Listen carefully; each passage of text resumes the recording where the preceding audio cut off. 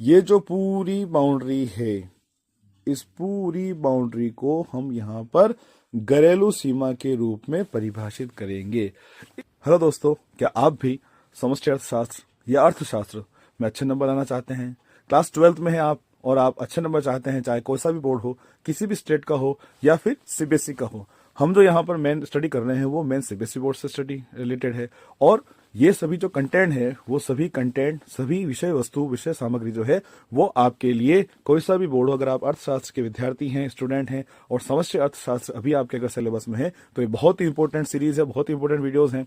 और अगर आप किसी प्रकार की कोई तैयारी कर रहे हैं, तो किसी भी एग्जाम की अगर तैयारी कर रहे हैं तो भी आपके लिए बहुत इंपॉर्टेंट होने वाला है। तो जैसा कि आप देख रहे हैं, अध्याय 2 है ये, समष्टि अर्थशास्त्र की मूलभूत अवधारणाएं।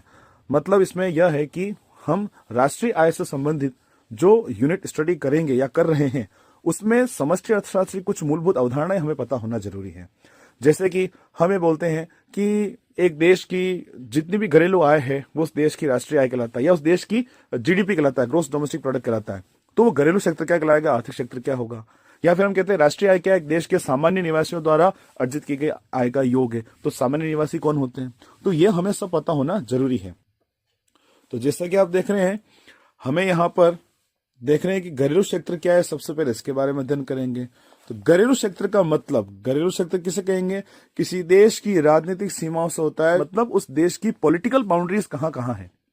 भौगोलिक सीमा को छोड़कर पॉलिटिकल बाउंड्रीज, मतलब इसमें यह है कि अपने देश की कोई भी संस्था बाहर स्थापित है या फिर अपने देश का विमान कहीं बाहर जा रहा है, तो हम उसको अपने देश की आर्थिक सीमा में ही हम उसको काउंट करेंगे। अपने देश का जहाज, अपने देश के आसपास की जो, जैसे कि अपना भारत देश है, भारत देश के आसपास की जो वाटर बॉडीज हैं, जो जलमग्न क्षेत्र हैं, जो सागर क्षेत्र में शामिल होते हैं, आर्थिक सीमा में शामिल होते हैं।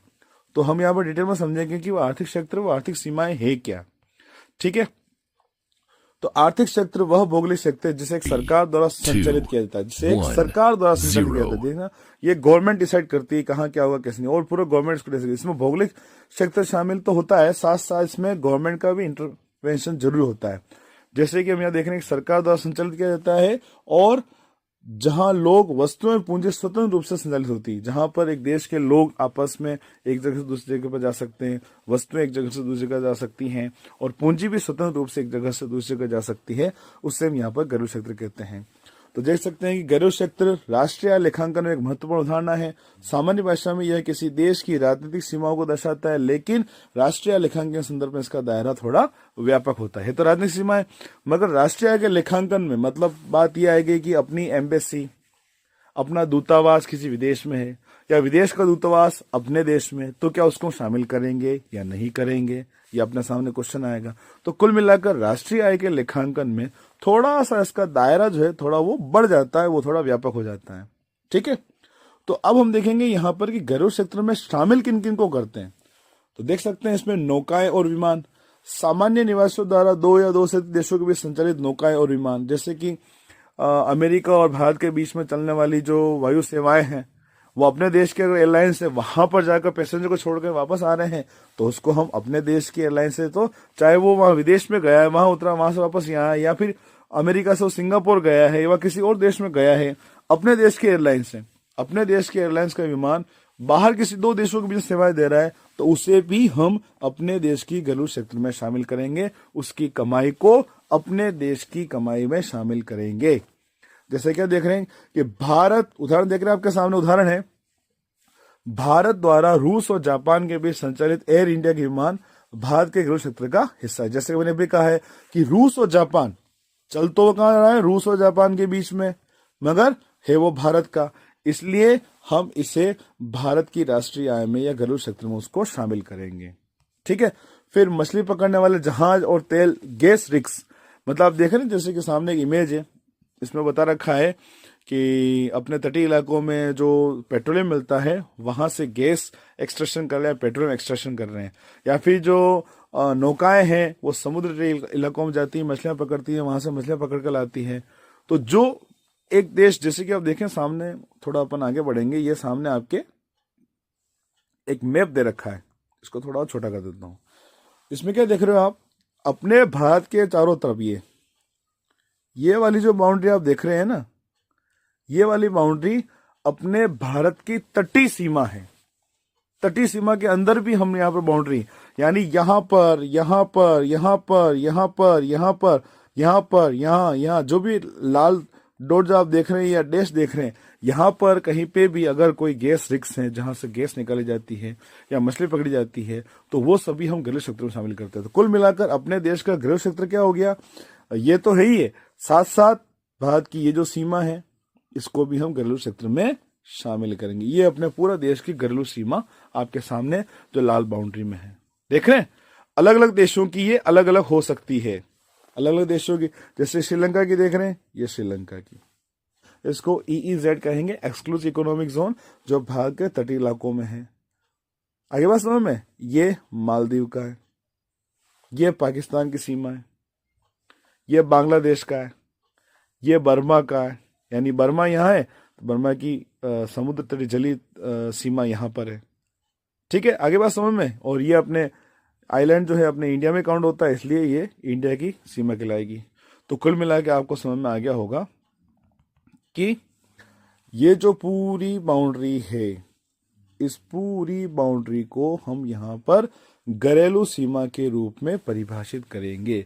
इस राजनीतिक सीमा के अंदर जो कोई भी प्रोडक्शन हो रहा है या आर्थिक गतिविधियां हो रही है, उससे अर्जित आय को हम यहाँ पर राष्ट्रीय आय में शामिल करते हैं, ध्यान रखिएगा। ठीक है, तो मछली पकड़ने वाले जहां जो अंतर्राष्ट्रीय जल में सामान्य निवासियों द्वारा संचालित मछली पकड़ने वाले जहां तेल और गैस एक्सप्लोरेटिंग प्लेटफॉर्म जहां उनका विशेष अधिकार है, उदाहरण भारतीय मछुआरों द्वारा भारतीय महासागर में संचालित मछली पकड़ने वाली नौकाएं, जैसे कि यहाँ पर, यहाँ पर, यहाँ पर, यहाँ पर कोई मछली पकड़ने वाली नौकाएं हैं तो वो अपने घरेलू क्षेत्र में ही शामिल होगी, ये राजनीतिक सीमाओं में शामिल है। विदेशी दूतावास, वाणिज्य दूतावास और सैन्य प्रतिष्ठान, देखिए अब यहाँ पर कोई फॉरेन एम्बेसी है या कोई कमर्शियल एम्बेसी है या कोई सैन्य प्रतिष्ठान है, यानी अपने यहाँ का कोई सैन्य प्रतिष्ठान किसी विदेश में स्थापित है या ईरान इराक का किसी दूसरे देश में स्थापित है, तो वो उस देश का ही कहलाएगा। उदाहरण देख सकते हैं कि रूस में स्थित भारतीय दूतावास, अब रूस में है मगर है क्या वो भारतीय दूतावास है। ये जो आप एम्बेसी देख रहे हैं, फोटो देख रहे हैं ना, ये रूस में स्टेब्लिश इंडियन एम्बेसी है, भारतीय दूतावास है, इससे भारत की घरेलू सीमा में शामिल किया जाता है। ठीक है, तो कुल मिला के बात क्या है यहाँ पर कि अपने देश का कोई दूतावास या वाणिज्य दूतावास या सैन्य प्रतिष्ठान किसी अन्य देश में स्थापित है तो वो अपने देश की घरेलू सीमा में ही शामिल किया जाएगा। इस बात को आप ध्यान रखिएगा, क्योंकि नेशनल इनकम से रिलेटेड, राष्ट्रीय आय से संबंधित जो कोई भी आंकड़े जो देते हैं हमें, कोई भी किसी प्रकार के कुछ सवाल या प्रश्न में दिए जाते हैं, क्वेश्चन दिए जाते हैं कि इसमें शामिल करेंगे या नहीं करेंगे, तो अगर आपका कॉन्सेप्ट क्लियर है तो आप इजी वे से इसको कर पाएंगे। फिर आगे बढ़ते हैं, घरेलू क्षेत्र में किसको शामिल नहीं करते हैं, विदेशी दूतावास, जैसे बताया ना, अपना दूतावास अगर विदेश में स्थापित है वो अपने देश का है। इसी प्रकार से अपने देश में स्थापित, जैसे कि भारत में स्थित जापानी दूतावास, अगर अपने देश में कोई दूतावास है वो विदेश का है तो वो उस देश का कहलाएगा। जैसे कि जापानी दूतावास है तो जापान के घरेलू क्षेत्र में शामिल होगा। इसी प्रकार से वाणिज्य दूतावास, विदेशी दूतावास अपने देश में स्थापित है विदेश का, तो वो उस देश का होगा। सैन्य प्रतिष्ठान है, कोई सेना का कोई ठिकाना है विदेश का, तो वो विदेशी घरेलू क्षेत्र में शामिल होगा। उसी प्रकार से अंतरराष्ट्रीय संगठन जैसे कि UNO, संयुक्त राष्ट्र, विश्व स्वास्थ्य संगठन, WHO, इनके ऑफिस ये कहीं पे स्थापित है, ये अंतरराष्ट्रीय संगठन है, ये किसी देश की घरेलू सीमा में शामिल नहीं होते हैं। तो ये किसी भी देश की घरेलू सीमा के स्थित अगर स्थापित हैं तो वहां उसमें इसको शामिल नहीं किया जाएगा, घरेलू सीमा में शामिल नहीं किया जाएगा। ठीक है, क्या नोट देखना आपकी, आर्थिक क्षेत्र का दायरा भौगोलिक क्षेत्र से व्यापक होता है। आगे बात समझ में, कैसे भौगोलिक क्षेत्र क्या हो गया, फिक्स सीमा हो गई, जबकि आर्थिक क्षेत्र, जब हमने एग्जाम्पल देखा था कि दो देशों के बीच में भारतीय विमान सेवा अगर कोई चल रही है तो उस भारतीय विमान सेवा का जो भी परिलाभ होगा, लाभ होगा, उसे हम अपने देश की घरेलू आर्थिक सीमा में काउंट करके उसको इसमें जोड़ेंगे, राष्ट्रीय आय में जोड़ेंगे। ठीक है, तो उदाहरण देख सकते हैं आप इसमें, और शायद कि भारत में स्थित विदेशी दूतावास भारत के भौगोलिक क्षेत्र का हिस्सा है लेकिन भारत के आर्थिक क्षेत्र का हिस्सा नहीं है। समझ के बात को कि भारत में स्थित विदेशी दूतावास, अगर कोई फॉरेन एम्बेसी अपने देश की बाउंड्री में है तो वह अपने देश की सीमा में होते हुए भी इंडियन नहीं कहलाएगा, भारतीय नहीं कहलाएगा। क्यों? क्योंकि वो विदेशी है। वो जिस देश का दूतावास, अगर जापान का दूतावास है तो जापानी गलत क्षेत्र में शामिल होगा। ठीक है, तो इस वीडियो में इतना ही। अगले आने वाले वीडियो में हम सामान्य निवासी के बारे में समझेंगे कि किसी देश के सामान्य निवासी क्या होते हैं, क्योंकि वीडियो बहुत बड़े हो जाते हैं फिर ज़्यादा, क्योंकि ये ऑफलाइन मोड है तो फिर इतना दिक्कत आती है समझने में।